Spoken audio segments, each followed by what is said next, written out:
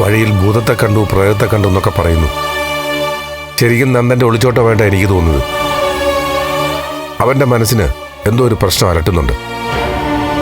കെവിനും ഇസബല്ലയൊക്കെ അവനെ എങ്ങനെയാണ് സ്വാധീനിച്ചിരിക്കുന്നതെന്ന് കൃത്യമായിട്ട് മനസ്സിലാക്കണം. എന്താ സർ, അവരെന്തെങ്കിലും രീതിയിൽ കുഴപ്പക്കാരാണെന്ന് സാറിന് എപ്പോഴെങ്കിലും തോന്നിയിട്ടുണ്ടോ? ഇല്ല, അങ്ങനെയൊന്നുമില്ല. കെവിനും ഇസബല്ലയൊക്കെ നല്ല കുട്ടികളാണ്. പക്ഷേ ഒരുപാട് വർഷങ്ങൾക്ക് ശേഷം വിവാഹമൊക്കെ കഴിഞ്ഞ് സ്വസ്ഥമായി കഴിയുന്ന നന്ദന് പെട്ടെന്നൊരു കൂട്ടുകെട്ടിൻ്റെ സ്വഭാവത്തിൽ പഴയ സുഹൃത്തുക്കളൊക്കെ വരുന്നതും അവർ പെട്ടെന്നങ്ങ് ബിസിയാവുന്നൊക്കെ ആലോചിക്കുമ്പോൾ ഏയ്, അതിലൊന്നും വലിയ കാര്യമില്ല സർ. ചില സൗഹൃദങ്ങൾ അങ്ങനെ, ഒന്ന് വിളിച്ചില്ലെങ്കിലും മെസ്സേജ് അയച്ചില്ലെങ്കിലും വർഷങ്ങളോളം പഴക്കമുള്ള ചില സുഹൃത്തുക്കൾ നമ്മളെ കൂടെ തന്നെ ഉണ്ടെന്ന തോന്നലിൽ അങ്ങ് ജീവിക്കും. ഒടുവിൽ അവർ നമ്മുടെ കൂട്ടത്തിൽ കൂടുമ്പോൾ ചിലപ്പോൾ അത് വലിയ കൂട്ടായിട്ട് മാറുകയും ചെയ്യും. എന്താണെന്നറിയില്ല, പക്ഷെ എന്തൊക്കെയോ പ്രശ്നങ്ങൾ നന്ദനുണ്ട്. ദേവികയും നന്ദനും തമ്മിലുള്ള റിലേഷൻ എങ്ങനെയാ സർ?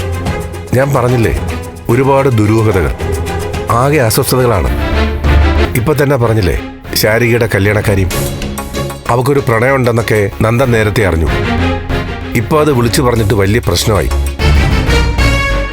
ആകെ ഒരു പോച്ചില.